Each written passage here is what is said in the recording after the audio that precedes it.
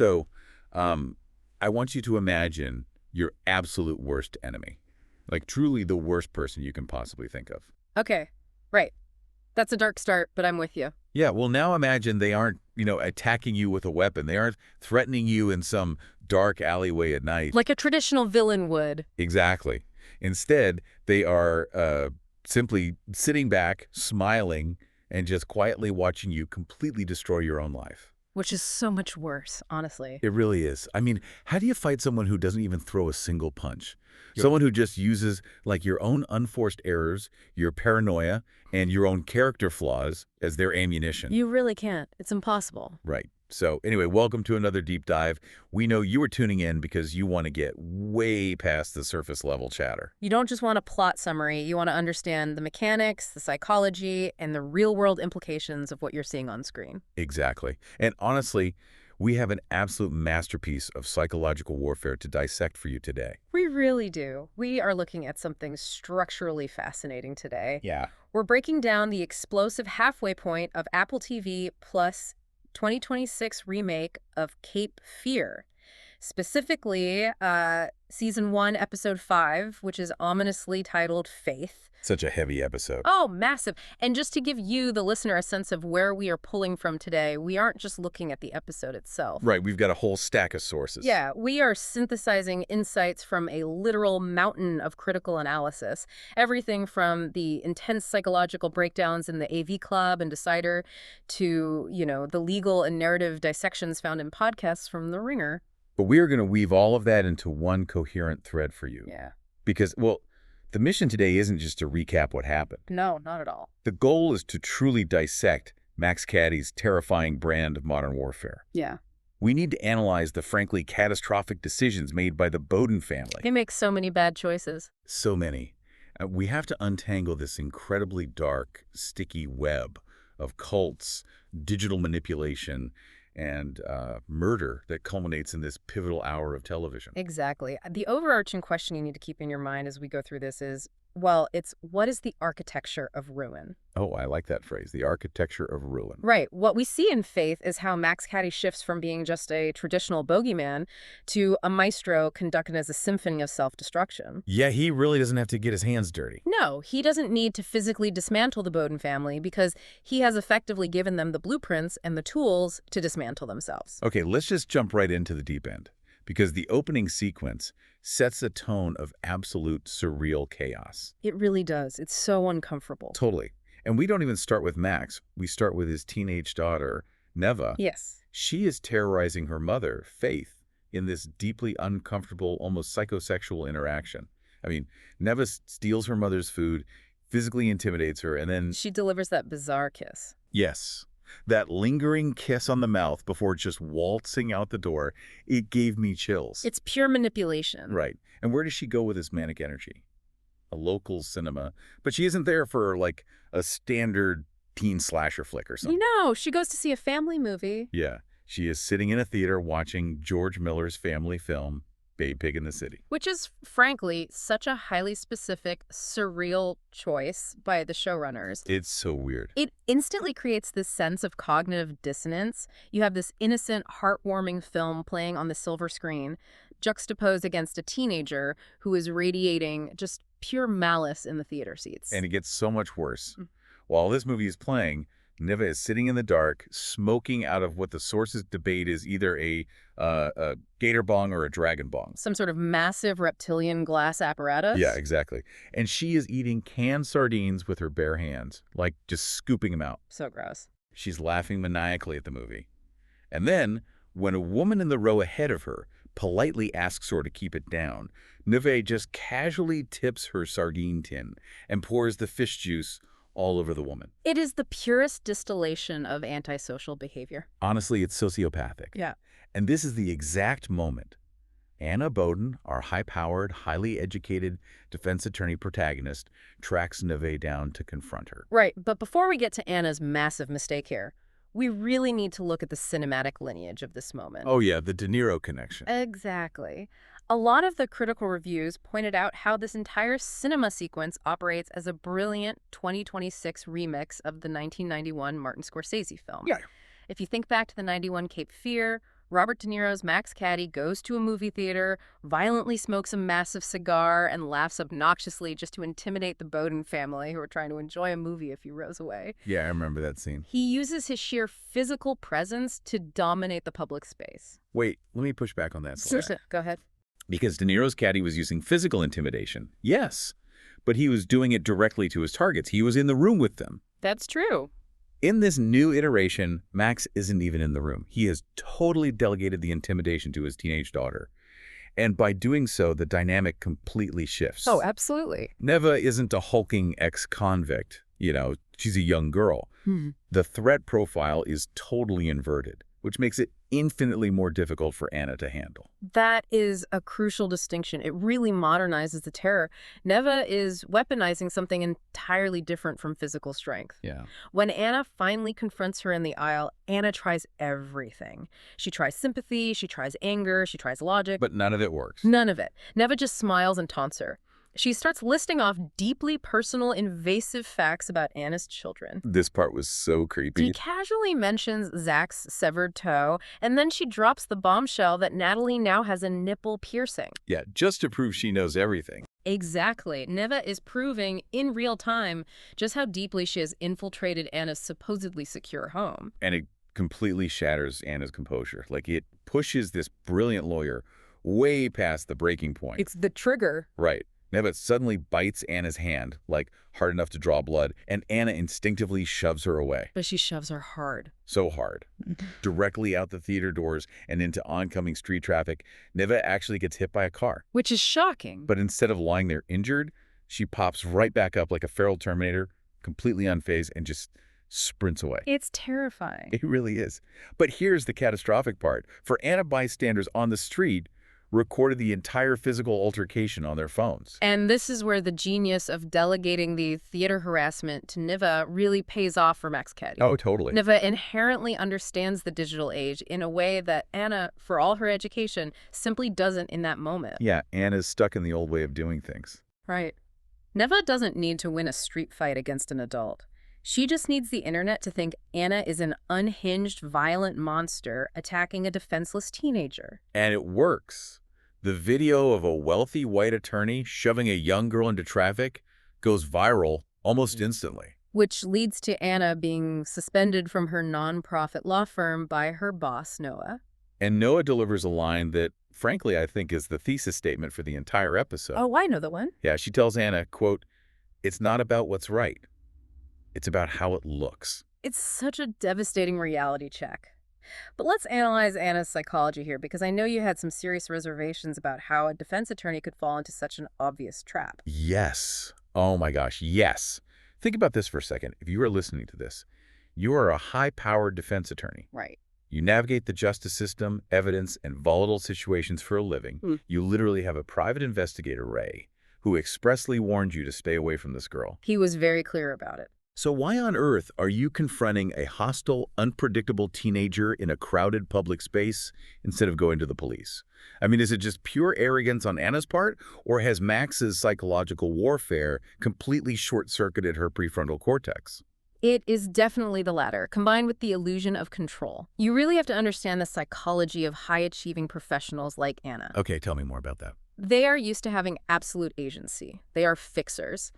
But Max has spent weeks systematically stripping away her control over her own life. Yeah, chip by chip. Exactly. When human beings feel a profound, terrifying loss of control, the psychological response is often to take reckless, impulsive, immediate action to try and snatch it back. Wow. She didn't go to the theater as a lawyer. She went as a terrified mother trying to regain agency. And her legal instincts completely failed her because she was operating purely from the amygdala, the fear center of the brain. And that fear response completely sabotages her later, too. Like when she and her husband, Tom, finally do go to the Savannah police detectives, Med and Grayson. Oh, that scene is painful to watch. Because what does Anna do? She lies by omission. She completely leaves out the fact that she shoved Nevaeh into traffic. Which is the worst possible move. Detective Grayson, as several critics noted, already carries deep resentment toward Tom from their past cases. Right, they already don't like the Bowdens. And the detectives immediately spot the lie because Faith had already reported Nevaeh missing earlier that day. So in one single afternoon, Anna's credibility with law enforcement is instantly shredded. The very systems she relies on for her career and her family's protection now views her as a liability, a liar, and potentially a suspect. Think about the mechanism of what Max has achieved here without even lifting a finger. It's brilliant. He has orchestrated Anna's total isolation. By baiting her into a viral video, he removes her professional armor. Yeah, she's totally exposed. She is no longer an esteemed lawyer with the backing of a firm. She's a disgraced viral villain. She is cut off from her resources, her colleagues, and her reputation. Max has islanded her. Max isolates Anna digitally and professionally. But he isolates Tom in a completely different way. Let's shift our focus to Tom Bowden, because while Anna is losing her career in public, Tom is experiencing what the episode perfectly describes as entropy. Tom's storyline in this episode is just a masterclass in watching a man slowly suffocate under the weight of his own secrets. Absolutely. So, Tom is navigating a treacherous dynamic at his law firm. He is currently representing a wealthy client named Catherine Buckley, who is accused of murdering her cheating husband. A very high-stakes case. Right. And Catherine is hyper-observant. Yeah. She sits in a meeting with Tom and his junior associate, Lexi, and she instantly reads the room. She sees right through them. She senses this palpable, unresolved romantic and sexual tension between Tom and Lexi. And Catherine, who is literally paying them to keep her out of prison, demands that Lexi be removed from her legal team. Which puts Tom in an impossible pressure cooker situation. He has to choose between appeasing his highest-paying client and managing his subordinate. Yeah, but Lexi doesn't just quietly accept being benched. Not at all. She corners Tom in his office and threatens to take their entire complicated history straight to HR. She explicitly calls out his flirting, gaslighting, and microdosing. We have to stop and talk about the microdosing. We really do. This is such a wild detail that completely recontextualizes Tom's mental state. Yeah. We learn that Lexi actually gave Tom LSD, and he has been microdosing at work to cope with the stress of Max Cady stalking his family. Which is insane. And Tom tries to weaponize this against her. He tells her, "You gave that to me." Yeah. And Lexi perfectly counters with, "You're my boss. You shouldn't have taken it." It is a brutal checkmate. Tom is the superior, so the power dynamic means he is ultimately responsible. Exactly. So Tom is spiraling. He is facing the destruction of his marriage if the flirting comes out, the destruction of his career if the HR complaint is filed, and the loss of his biggest client. He's trapped. So what does he do? He seeks an escape. He goes to a private members club to drink and numb the panic. And who casually strolls in and sits next to him? Max Cady. The audacity of Max is staggering. But what fascinated me in the critical breakdowns of this scene is that Max doesn't act like a stalker here. No, not at all. He doesn't threaten Tom. He plays the role of a twisted, highly empathetic therapist. He buys Tom a drink. He gets Tom to open up about his deceased older brother Nathan, who was his hero. He builds trust. Yeah, and then Max practically psychoanalyzes Tom right on the spot. Yeah. He asks Tom what his deepest fear is. When Tom deflects, Max answers for him. Entropy. Let's really unpack that word because it is central to the entire season. Yeah, please do. Entropy is a concept from thermodynamics, but in psychology, it refers to the gradual decline into disorder and chaos. Right. Max tells Tom that because he is so terrified of entropy, so terrified of losing control, Tom grips everything too tightly. He tries too hard to maintain the status quo, to keep all his secrets hidden, and that white-knuckle grip is exactly why his life is fracturing. It's chilling because Max isn't wrong. That's the scariest part of this scene. Max correctly identifies Tom's core psychological flaw. He completely sees him. And then Max offers him a prescription. He tells Tom to let loose, to embrace the chaos, to stop being a victim to his own fear, and to stand up for himself like a man against the coworker who is threatening him. This is where Max transitions from a stalker to a puppeteer. He validates Tom's anger. He gives Tom permission to be his worst self. Yeah. And then he leads Tom out of the upscale, safe environment of the members club and into a grimy, chaotic dive bar. This is the moment where I felt like I was watching a chess grandmaster playing a complete novice. That's a great analogy. But here's the brilliant part. Max isn't even capturing Tom's pieces directly. He is just sitting across the board whispering insecurities until Tom gets so frustrated and panicked that he reaches out and knocks his own king over. Exactly. Because when they get to the dive bar, who is sitting right there? Ollie and Trish. Right, the incredibly obnoxious, entitled couple who trespassed in Tom's pool earlier in the season. And you have to wonder, did Max know they would be there? Was he tracking them? Because the precision of what happens next is terrifying. It really is. Max immediately starts heavily, aggressively flirting with Trish. This obviously enrages Ollie. An argument breaks out, and it quickly escalates into a physical brawl. But I want to focus on the geography of this fight. The geography is everything here. Max is highly aware of his environment. He scans the room and spots the CCTV cameras mounted on the ceiling. Right. He is the one who initiates the physical violence. He headbutts Ollie. But the second he does it, Max smoothly steps backward into a blind spot. He places himself completely out of the camera's frame, Leaving Tom, who the show reminds us is an ex-Marine, to step in. Tom is drunk. He is full of the rage Max just validated, and he violently beats the absolute pulp out of Ollie and his friends. And he does it right in the dead center of the CCTV camera's lens. It's so bad. Max manufactured the violence, handed the emotional weapon to Tom, and then stepped back to let the camera record Tom's destruction. And the fallout is swift. Oh, yeah. The very next morning, Tom is hauled into his boss's office. But here is the brilliant twist. Tom isn't suspended for the bar fight. He isn't suspended for the LSD or the kissing. No. He is suspended because HR received an incredibly crude, threatening voicemail left on Lexi's phone the night before. Such a twist. In the voicemail, Tom's voice aggressively tells Lexi to stop playing games, to stop rubbing up against him, and that he is a man who is going to stand up for himself. And those are the exact phrases Max used in the club. Yes.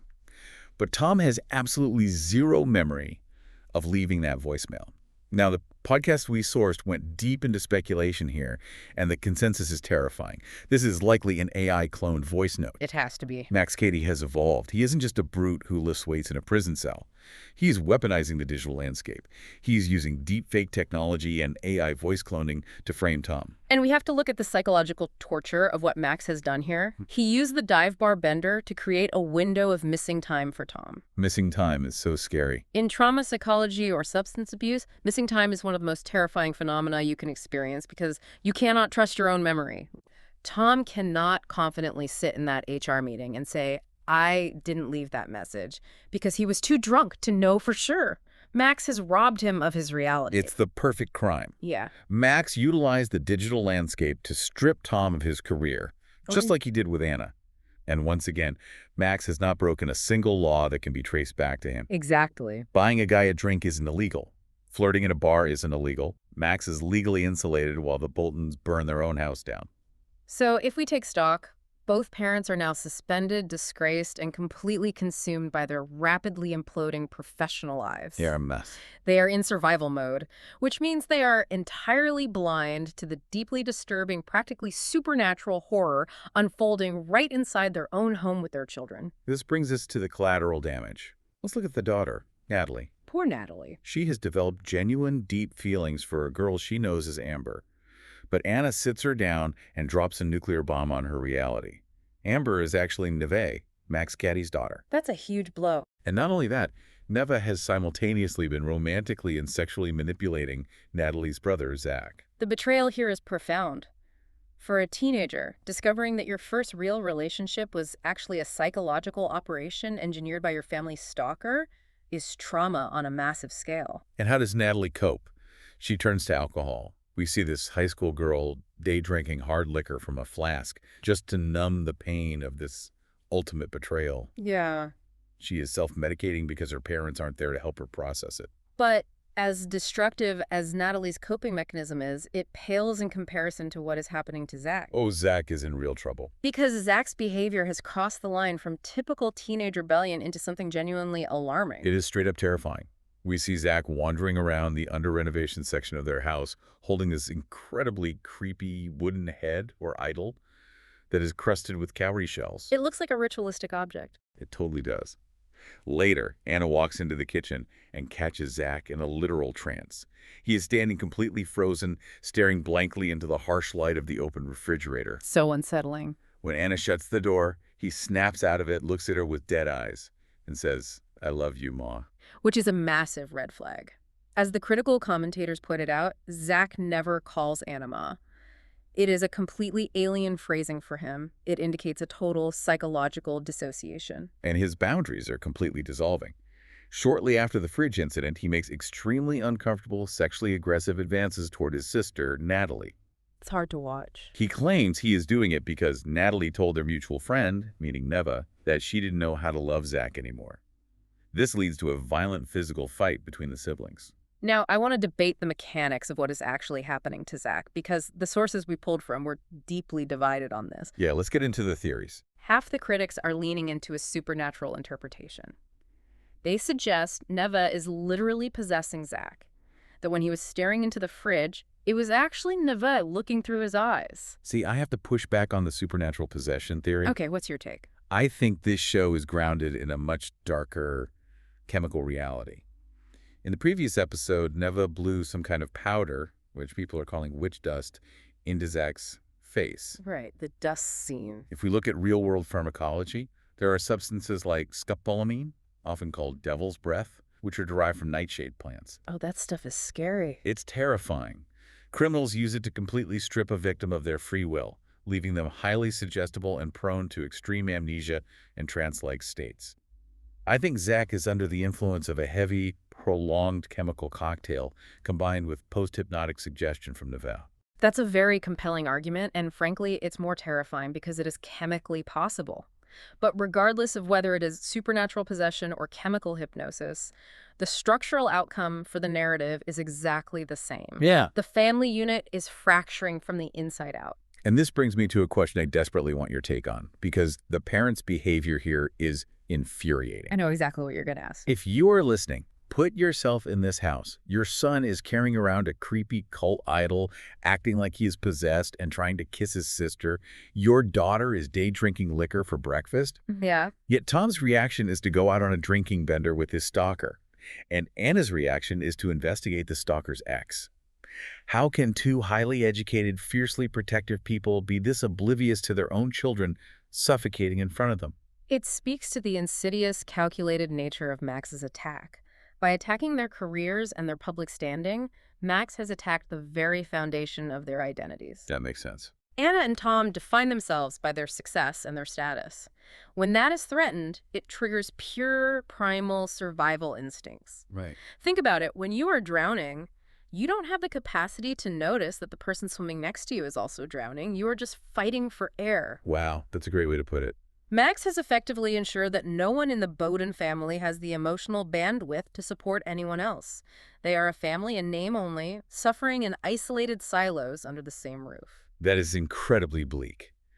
But Zack's bizarre behavior and that cowrie shell idol start to make a twisted kind of sense when Anna finally goes rogue to investigate Nevaeh's mother, Faith. Yes. But before Anna reaches Faith, the episode gives us a highly disturbing scene between Max and the character Crystal, played brilliantly by Juliette Lewis. Oh, the encounter in the cigar locker at the private club. This scene is absolutely vital for understanding Max's internal psychology rather than just his external tactics. Right, it felt very revealing. Crystal interrupts Max, and he drags her into this walk-in humidor. And their interaction is wildly erratic. He spits directly into her mouth, kisses her passionately, calls her a sick delusional freak, and threatens to kill her if she ever comes near him again. It is the definition of toxic. Crystal tells him, "I thought we could hurt each other again." Yeah. She even claims that she reaches out to him in his dreams. And the wildest part is that Max actually seems to believe her.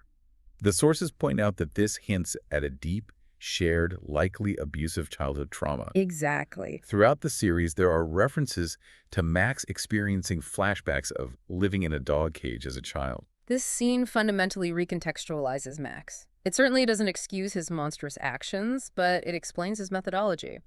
Max is a product of profound, unspeakable trauma, and what he has learned to do is weaponize trauma against everyone he meets. Abusers often have an uncanny ability to spot a psychological wound, infect it, and watch it fester. That is so true. He did it with Crystal in their shared past. He's doing it with the Bowdens now.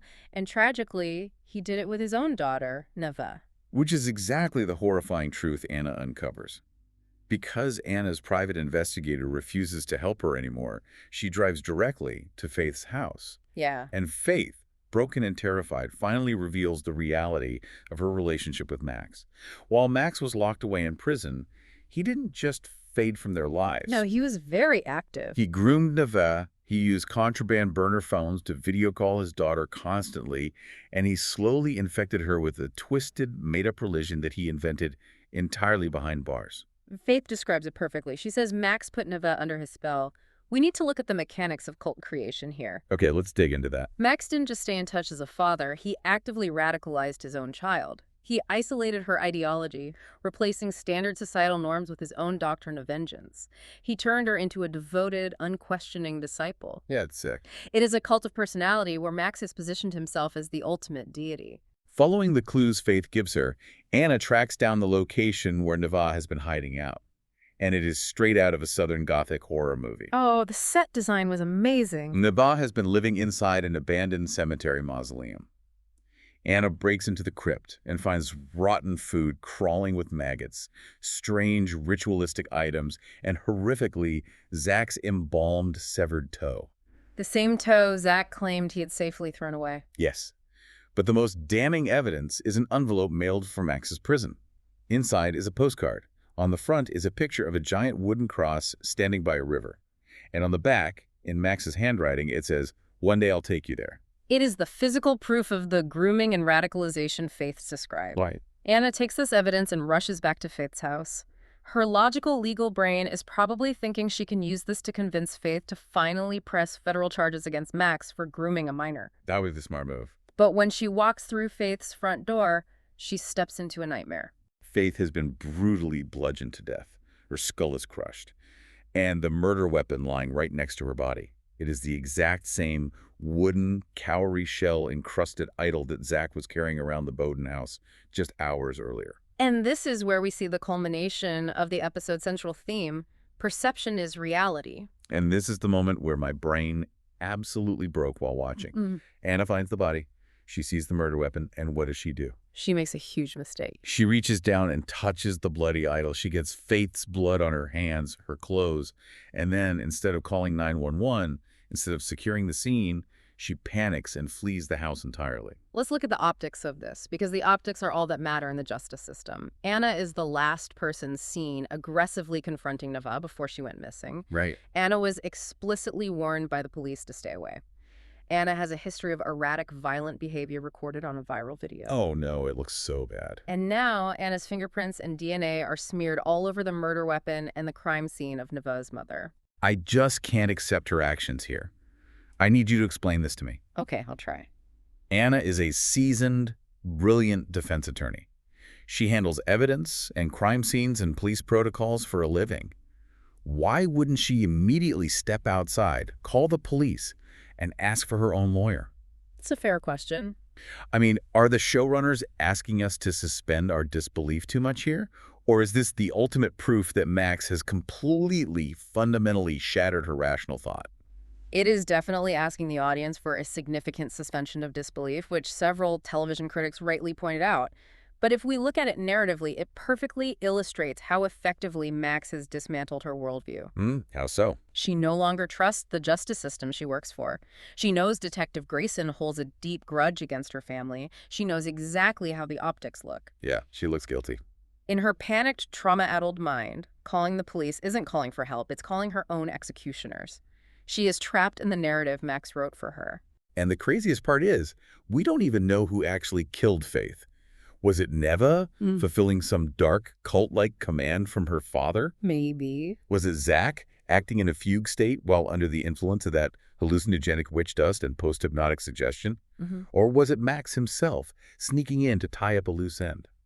The terrifying, brilliant truth of Max's plan is that it almost doesn't matter who actually swung the idol. What matters is who is going to take the fall for it. Right. Max has created a closed-loop scenario where every possible suspect leads directly back to the destruction of the Bowden family. Wow. If it's Zack, they lose their son to the prison system. If Anna is framed, she goes to prison and loses her freedom. Max wins either way. He has rigged the game. Which brings us to the final chilling sequence of the episode, the ultimate psychological checkmate. This scene is incredible. Tom and Anna are both suspended from their jobs. They are terrified, they are panicked, and they are completely out of options. They're standing together outside their beautiful, pristine home, and their lives are in absolute tatters. Yeah. And casually strolling down the suburban sidewalk is Max Cady, walking his adorable little dog, Romeo. It is such a mundane, almost comedic image, juxtaposed with absolute suffocating horror. Natalie actually runs out and tries to talk to Max about Nevaeh, But Tom and Anna intervene. They aggressively, desperately tell Max to go home, to leave them alone. How does he react? Max just smiles that terrifying, calm smile. He complies. He turns around and he walks directly across the street, opens the front door of the house facing theirs, and walks inside. He has purchased the property. He is their new neighbor. It is, without a doubt, the most terrifying, masterful move of the entire season. It left me speechless. And it relies entirely on the exact same legal insulation we've seen him use throughout the episode. Max hasn't broken a single law by purchasing real estate. He hasn't threatened them. He was literally just walking his dog. But the implication is staggering. He has transformed himself from an external threat, someone who bumps into them at a restaurant or orchestrates a bar fight, into a permanent, inescapable fixture in their daily lives. Precisely. We have to talk about Jeremy Bentham and the concept of the panopticon here. Oh, what is that? The panopticon is a theoretical prison design where the inmates are arranged in a circle around a central guard tower. The inmates cannot see into the tower, so they never know if they're being watched at any given moment. That sounds awful. Because they might be watched at any time, they have to assume they're being watched all the time, which forces them to constantly police their own behavior. It is psychological torture. Oh, wow. I see where you're going with this. Max has established a permanent panopticon in suburbia. He doesn't have to hide in the shadows anymore. He can sit on his front porch, sip his morning coffee, and watch the Bowdens unravel in broad daylight. That is chilling. Every time they look out their living room window, every time they get the mail, they will see the man who is destroying their lives. Oh. And they cannot call the police to do a single thing about it. If we synthesize this entire episode, the sheer scope of Max's victory is breathtaking. In the span of a few days, he has cost both Tom and Anna their high-powered careers. Yep. He has alienated Natalie by revealing her first love is an operative. He has potentially driven Zack to madness or murder. And he has potentially framed Anna for the brutal bludgeoning of Faith Valentine. He really did. And he did all of it while legally embedding himself into their upper-class neighborhood. He played them perfectly. They are completely and utterly trapped in a prison with invisible bars. It really forces us as viewers to ask terrifying questions about our own vulnerabilities. Think about your own life for a second. I don't know if I want to. How much of your safety relies on a thin veneer of social norms? Max exploits the unwritten rules of society, politeness, digital reputation, HR corporate policies, real estate laws, to dismantle his enemies from the inside out. Yeah, the things we take for granted. He uses the very systems designed to protect us as the weapons to destroy us. It is enough to make you want to throw your smartphone into the ocean and move completely off the grid. Oh. But before we wrap up today, I want to leave you with one final chilling detail to mull over. Think back to that postcard Anna found in Nevaeh's maggot-infested crypt. The one from prison. Yeah. The picture of the giant wooden cross standing on the muddy banks of the Cape Fear River. And Max's handwriting on the back promising, "One day, I'll take you there." It's so ominous. What exactly does this promise entail? Is it a threat of a dark baptism? A final, violent reckoning? Does Max intend to sacrifice his own daughter at that river to complete his cult's prophecy? Or is the entire Bowden family destined to end up at the foot of that cross? So many questions. It is a terrifying thought to sit with until we dive into the next episode. It certainly is. The architecture of ruin is nearly complete. Max has built the gallows. Now we just have to see who is left standing in the rubble and who is going to swing. Thank you for joining us on this deep dive. We hope this conversation makes you look a little closer at the systems around you and how easily our digital, professional, and personal lives can be unraveled by a patient, calculating observer. Be careful out there. Don't forget to tune in next time as we continue to guide you through the most fascinating sources and stories out there. Stay safe and watch your neighbors.